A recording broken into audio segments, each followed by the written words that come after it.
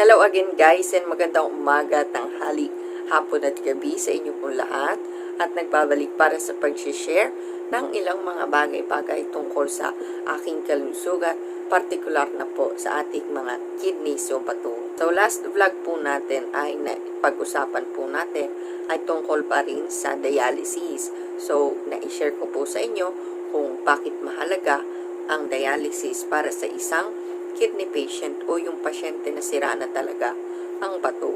So, konting recap lang tayo. Ang dialysis kasi ay maraming ginagawa sa ating katawan o sa katawan ng isang pasyente. Unang-una na dyan, kapag sira ang bato ng isang pasyente, ay hindi naslilinis ang dugo.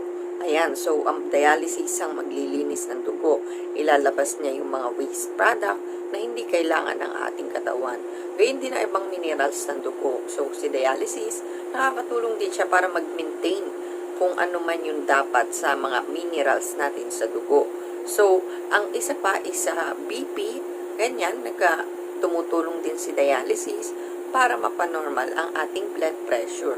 At huli, ay para sa paglalabas ng mga excess na tubig. So, kasi ang tao, kapag sira na nga ang kidney, kadalasan hindi na makaihi. So, si dialysis, siya magtatanggal ng mga tubig sa ating katawan na hindi natin naiilabas. So, ayan. Pero, ang dialysis na ay hindi siya permanenteng gamot. Kasi, ang permanente dyan, or ang pinaka-the best, is transplant talaga. Pero, ayun nga, sa panahon ngayon, tsaka kahit noon pa man, mahirap magpa-transplant, pati sa donor, at syempre sa gastos. So, si dialysis ay parang pansamantala lamang hanggat hindi ka pa nagta-transplant. So, for today's video naman guys, ang isi-share ko naman sa inyo is may kinalaman naman sa aking peritoneal dialysis. Ayan, so, sa peritoneal dialysis treatment, so, isi-share ko sa inyo yung mga bagay na aking inihahanda or ginagamit din kapag ako ay magda-dialysis na. Kasi may mga bagay tayong dapat ihanda bago mag-start ang dialysis. So, ayun ang isi-share ko sa inyo ngayon at kung para saan sila ginagamit. So, wag na natin ito patagalin. Let's start!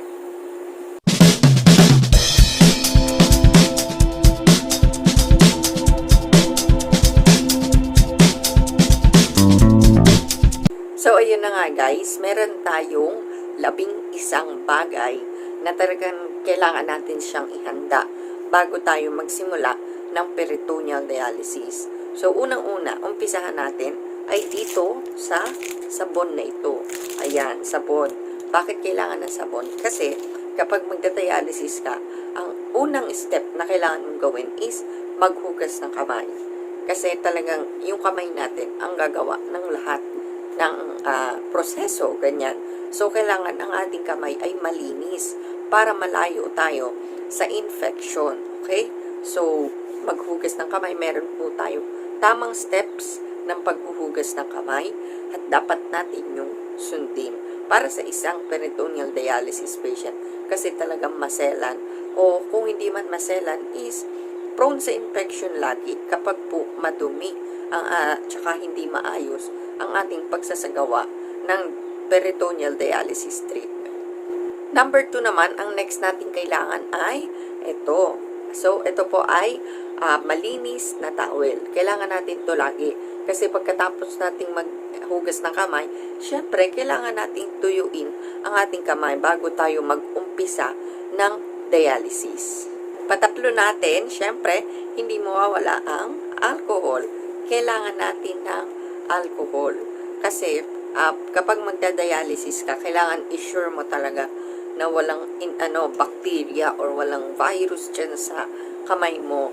Kasi nga po, prone sa infection once na tayo ay nagsimula na ng ating dialysis. So, ito ang alcohol, kada hihipo ng catheter or mahahawakan natin ang catheter or yung pan-dialysis natin, solution, kailangan nag-alcohol muna tayo para sigurado ang kaligtasan at malayo sa infection. At saka bilin-bilin din yan ng doktor na talagang bago ka humawak sa iyong catheter or sa kahit anong gamit mo sa dialysis, kailangan mag-alcohol ka muna palagi. After nating mag-alcohol, so ang next naman natin is, kailangan na nating ihanda ito. So, ang tawag po dito ay organizer. So, dito sa butas na ito, inilalagay ang anti-disc ng ating solution. So, ito yung maghahawak ng disc at magkokonekta ng ating catheter papunta sa ating dialysis solution. So, again, ito po ang tinatawag na organizer. So, ito talaga ay gamit sa peritoneal dialysis. At kapag ikaw ay mag-uumpisa ng peritoneal dialysis, kasama na talaga to sa kit or dun sa mga gamit na makukuha mo. Kasi ito talaga yung maghahawak ng anti-disc. Next naman natin, syempre, meron na tayo nito. Ang kailangan naman natin, panlinis. So, kailangan nating linisin ang organizer bago mag-umpisa. So, kailangan natin ng cotton balls. So, isang cotton balls at lalagyan natin ng alcohol. Babasain ng alcohol ang cotton balls. Tapos, ikukuskus siya dito para malinis siya. So, kada mag-umpisa ka ng dialysis, kailangan dilinisin mo yung organizer mo para sure na malinis at malayo sa infection. So, next naman natin, paanim, ay ito na. Itong medyo mabigat na to. So, ang tawag dito ay ito na po ang dialysis solution. So, ang tinatawag po nating anti-disc ay itong may dilaw na ito. So, ito yung ilalagay sa ating organizer. Doon sa bilog or doon sa gitna ng ating organizer. Dito po. So, syempre, bago tayo mag-umpisa ng dialysis, kailangan ihanda na natin yung dialysis solution bago tayo mag-umpisa para tuloy-tuloy yung proseso ng ating pagda-dialysis at hindi tayo pauli-uli. Ganyan. So, ito yung ating peritoneal dialysis solution at kapag mag-uumpisa na, after makapanghinaw, ganyan, makapaglinis ng mga gamit-gamit, ay ilalagay, bubuksan na natin to at ilalagay na natin siya. And next naman po natin, syempre, hindi mawawala ang face mask. So, kailangan natin tong face mask bago tayo mag-umpisa ng dialysis. Kailangan isuot natin ito bago tayo switching or yung para mag-connect-connect ng mga catheter, ganyan. So, para walang lumabas na virus dyan o walang basta pag humihinga, dapat nakamask. Ganyan. So, pag nag-umpisa ka na mag-dialysis, nakamask ka na hanggang sa matapos. And pagkatapos ng dialysis, saka mo siya pwedeng tanggalin. Next naman natin, pang-walo, syempre, ang ating magic timbangan. Hindi ito mawawala kasi ang ating pong dialysis solution ay mahigit 2 liters. So, ang ipinapasok lamang po natin sa ating tiyan ay 1,750. So, para matimbang natin siya ng tama, so, kailangan natin ng timbangan. So, ito, 1.750 lang yung ipinapasok ko sa aking tiyan. Kasi yun lang po yung kaya talaga. At kapag napapasobra, ay medyo masakit sa tiyan at konti lang yung nakakain. Kasi malaki yung tiyan, gano'n. Next naman natin, number 9, ay hindi mawawala dyan ang disinfection cup. So, ito, disinfection cup, guys. Ito po yung pagkatapos ng ating dialysis, ito yung ilalagay sa ating catheter, pantaklog, para ma-seal or pagkatanggal natin dun sa anti-disc. Diba, nakakonect sa anti-disc yung ating catheter. Pag inalis natin dun, dito siya isasalpak para nakasealed siya. Tapos, saka natin siya itatago sa ating bulsa-bulsahan. Gano'n. Tapos, sa sunod, saka natin ulit tatanggalin ito sa ating catheter para i-connect ulit sa anti-disc sa sunod na dialysis session. Number 10 naman ay kailangan din natin ito. So, syringe, 1 cc syringe. So, bakit kailangan natin ito kapag nagda-dialysis? So, ito naman po ay hindi ginagamit talaga palagi. Kasi kailangan mo lang to kung sakali, pero wag naman sana, ay magka-problema ang iyong drain. Or yung magkaroon ng buo-buo or fibrine, ganyan. Ayan, so ito, kailangan natin to. Ang syringe, kasi may i-inject tayo sa solution sakaling mangyari yun. So, ano yung i-inject natin na yun? So, ito po siya. Ito po yung pang-11. Ayan, ang tawag po dito, heparin. So, kukuha tayo ng konti dito. Ayan, so buksan natin. So, ito po siya. Ganyan vial.